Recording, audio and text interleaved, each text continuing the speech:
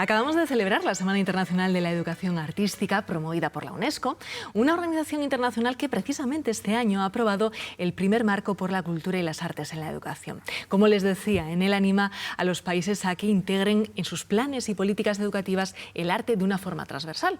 ¿Qué estamos haciendo aquí en nuestro país? Pues lo vamos a descubrir con Sofía Coca y con Alicia Bernardos. ¿Qué tal estáis? Bienvenidas. Hola, muchas gracias. Porque yo creo que todo el mundo, ¿no?, está de acuerdo en que el arte, en que la cultura son pilares fundamentales en la educación, pero quizás en nuestro país no hemos sabido integrarlas no suficientemente en nuestros planes de estudio, ¿no?, en las políticas educativas. Sofía. Sí, yo creo que en realidad lo que ocurre en la escuela es que no es ajena a otras dinámicas que se dan en la sociedad en general, ¿no? Y España es un país al que le cuesta todavía dar cierto valor social a todas las prácticas artísticas y culturales. Entonces la escuela no es ajena a eso. No es casual que muchos de los últimos planes de estudios hayan ido quitando cada vez más horas lectivas a las asignaturas que históricamente se han relacionado pues, con la plástica, la música, el dibujo. Y eso tiene que ver con cómo la escuela cada vez está más orientada a que de ahí salgan sujetos que sean productivos para el mercado, ¿no? Pero realmente, pues desde todo el ámbito creativo, cultural, desde las artes, se puede también influir mucho en una industria que genera no solamente recursos económicos a ese respecto, sino también el arte, por supuesto, pues ayuda a una cohesión social y a una manera de estar en el mundo que es muy necesaria para todos los individuos. ¿Por qué, Alicia, por qué es tan importante el arte en la educación de los niños? Bueno, yo creo, como decía Sofía, que si entendemos la educación con una finalidad que va más allá de preparar a personas para la productividad y entendemos que el fin tiene que ver con el bienestar individual y también con el bienestar colectivo, pues tenemos que prestar atención a cuestiones que tienen que ver con la creatividad, con la imaginación, con la fantasía, pero también con los vínculos, con las emociones, también bueno, pues con la capacidad de probar, de equivocarnos, ¿no? Y todas esas cuestiones están muy relacionadas con la educación artística. Parece que contemplar, conocer, expresarnos a través del arte nos ayuda a desarrollar otro tipo de capacidades, otro tipo de inteligencias, otro tipo de procesos cognitivos que yo diría que están muy relacionados con tener una vida plena, ¿no? Y una vida que tiene sentido. Además, iba a añadir que no solamente muchas veces relacionamos todo lo que tiene que ver con el arte y la cultura con cuestiones humanistas, que obviamente así es, ¿no? Pero también desde hace un par de décadas hay cada vez más estudios neurocientíficos y de neuroeducación que vienen a resaltar y a demostrar la importancia que tienen las artes en cómo se va adaptando y formando nuestro cerebro, ¿no? Y cómo toda la formación artística y esa transversalidad de las artes en otras formas de aprender, pues se va generando una plasticidad en el cerebro que demuestra que no solo importa lo que aprendemos, sino también cómo lo aprendemos, ¿no? Entonces el arte viene a ofrecernos unas metodologías que trascienden aquellas que tienen que ver con la memorística, con la repetición, con el libro de texto, con el examen. El arte ofrece un campo de juego en ese sentido mucho más amplio, creativo, de disfrute, imaginativo y sobre todo de creación colectiva, que es importante para nuestro cerebro. Claro. Quizás estemos en un buen momento, ¿no?, tanto internacional como nacional, para que cambien las cosas. Digo internacional por lo que apuntaba antes, ¿no?, porque en este 2024 la UNESCO ha aprobado ese primer marco, ¿no?, por la cultura y las artes en la educación. ¿Qué propone la UNESCO? Pues lo que propone la UNESCO está muy claro, y es que la relación entre arte y educación no puede ser algo aleatorio o algo que no esté programado o algo que no esté identificado desde las áreas de decisión política, ¿no? Hay que producir conexiones claras entre departamentos de educación y departamentos de cultura, porque se ha demostrado y está claro que la educación artística nos ayuda a formar a sujetos que son conscientes de una educación emocional, de una creatividad, de un pensamiento crítico, de una noción de ciudadanía que en el fondo va a ofrecer la posibilidad de estar presente en la toma de decisiones, ¿no?, de la sociedad. Y este marco que propone la UNESCO está muy relacionado con prácticas que vienen desarrollándose en la escuela de la mano de las prácticas artísticas, ¿no? Y que detectan carencias que ahora la UNESCO está señalando como necesarias, ¿no? Toda la formación al profesorado en materia artística es una de ellas. Entonces, todo esto que está ocurriendo y que viene impulsado desde organismos superiores, digamos, pues viene a legitimar un montón de prácticas que han venido sucediendo a veces en las caras B de las escuelas, pero que ahora nos damos cuenta que hay una relación directa entre arte y educación y hay que potenciarlo. Eso a nivel internacional. A nivel nacional, recientemente se ha aprobado por mayoría la ley de enseñanzas artísticas superiores, solo Vox votó en contra. Entonces parece que también hay un consenso, ¿no? y un sentimiento de empezar a trabajar en esto. Sí, la verdad que es emocionante ver cómo desde las esferas de decisión política se están poniendo de acuerdo y sobre todo están llevando esto en sus agendas, ¿no? Lo que viene a decir la ley es viene a equiparar y hacerse cargo de una reivindicación histórica, ¿no? Y viene a, pues, todo lo que se trabaja en conservatorios, escuelas de arte, viene a equipararlo con otros espacios de enseñanza superior, lo cual es sobre todo muy importante para aquellos que cursan esos estudios, ¿no? Que viene a equiparar esa formación como cualquier otro estudio universitario superior.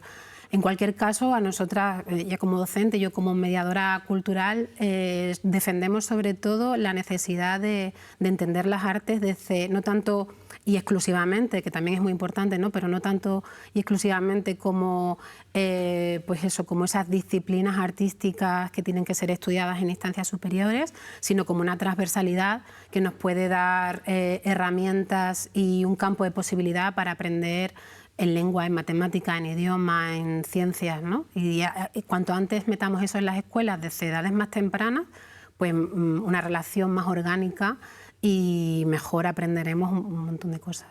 Porque ejemplos con éxito tenemos unos cuantos y muy próximos, ¿no? Por ejemplo, Francia, que ya lleva muchos años con este tipo de políticas, o Portugal, que lo ha conseguido casi en un tiempo récord. Sí, sí, sí. La demostración de que cuando hay voluntad política se pueden hacer grandes cosas está ahí y la tenemos cerca, ¿no?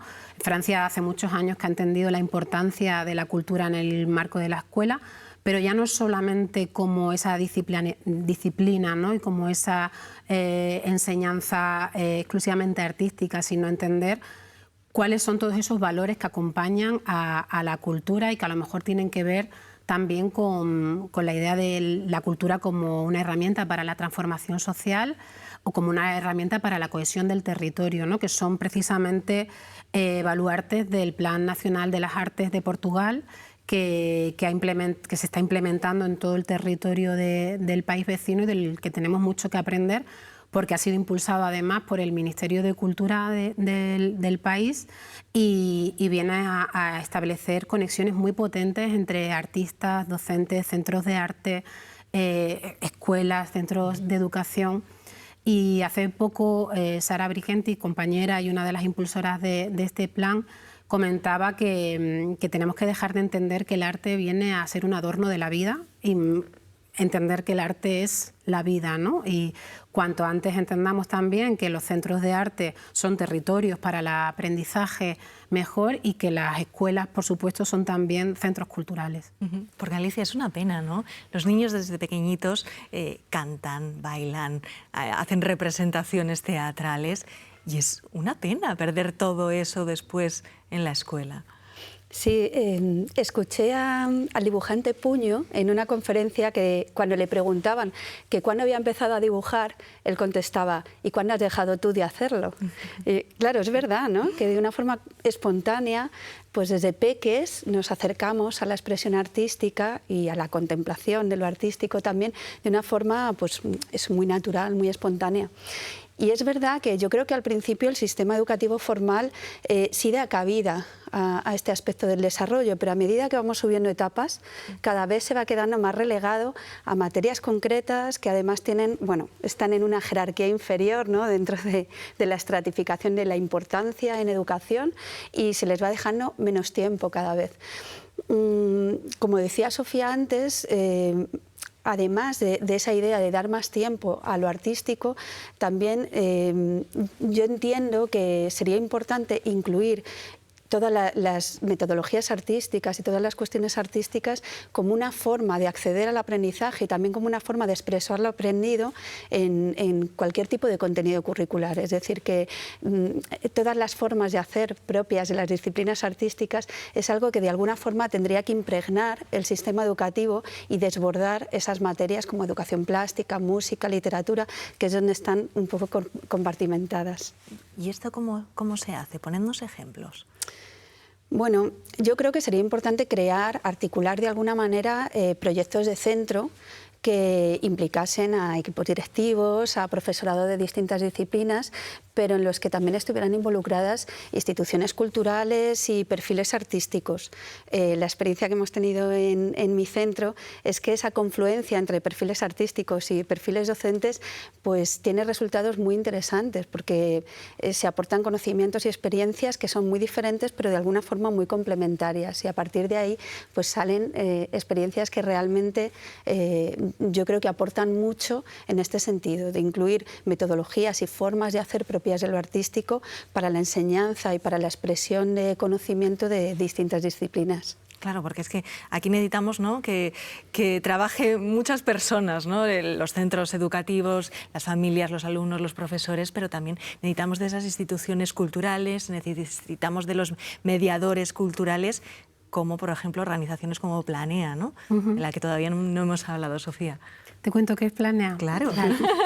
Bueno, pues Planea es ante todo una red de centros, una red de arte y escuela en la que tratamos de poner en relación a centros educativos públicos con agentes que trabajan con disciplinas artísticas y con prácticas artísticas, bien sean pues artistas, colectivos, agentes sociales que están en los barrios. Y además pues tratamos también de poner en conexión aquello que ocurre en los centros de arte con lo que ocurre también en las escuelas. Es un intento de llevar las prácticas artísticas al nexo, al contexto de la escuela, no solamente para implementar un proyecto artístico concreto, que eso ya viene ocurriendo, ¿no?, en las últimas décadas, y que a veces depende de la voluntad de un equipo directivo, de un docente motivado, como solemos decir, pero además de servir para llevar a cabo un programa artístico concreto, lo que estamos tratando y lo que estamos viendo que se puede y que es demostrable es que esos programas pueden entrelazarse con el currículum, ¿no?, y poder enseñar la importancia de los materiales, la importancia del conocimiento de sí mismo, la importancia de las matemáticas, del lenguaje, de cuestiones que tienen que ver con la identidad grupal y la identidad individual, pues el arte puede ayudarnos a impulsar todas esas cuestiones que están por ley en el currículum y que, bueno, la sociedad cambia, los niños y las niñas cambian, nosotros también cambiamos y necesitamos innovar en esas formas de enseñar.